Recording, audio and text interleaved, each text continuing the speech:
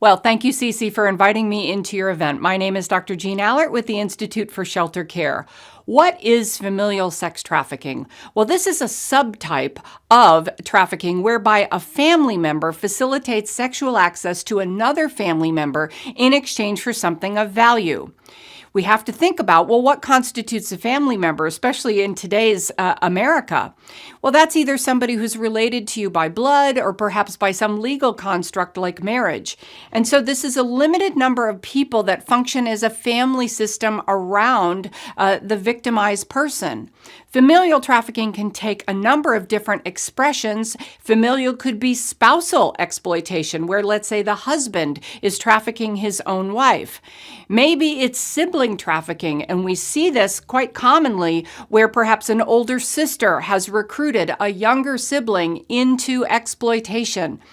Or this can be familial in a caretaker construct. Think parent and child relationship. And I know that's hard for us to think about, but we did an extensive national study back in 2021, and we learned that child trafficking in a familial context is 27 to 47% of all child trafficking cases in the United States, anywhere from a quarter to a half.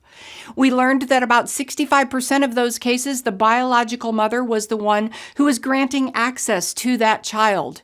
That when the perpetrator was mom plus boyfriend, we learned that 70% increase in the probability that not only was that child being sold for abuse, but also being used for the manufacture of child sexual abuse material.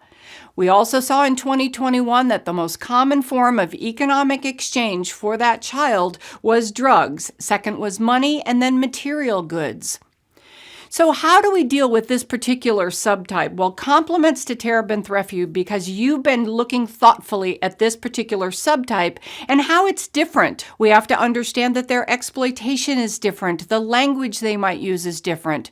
We have to pay particularly close attention to the issues of abandonment, loss, and betrayal, which are all relational considerations on a deep spiritual level.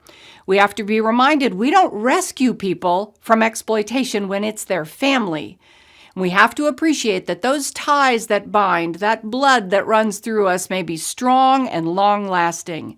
So we have to listen intently to how the survivor has made meaning, how the survivor has managed to survive in those family systems. Well, I commend you for tackling this very, very difficult issue, and at the Institute for Shelter Care, we look forward to continuing to walk alongside Terebinth Refuge in the good work that you're doing.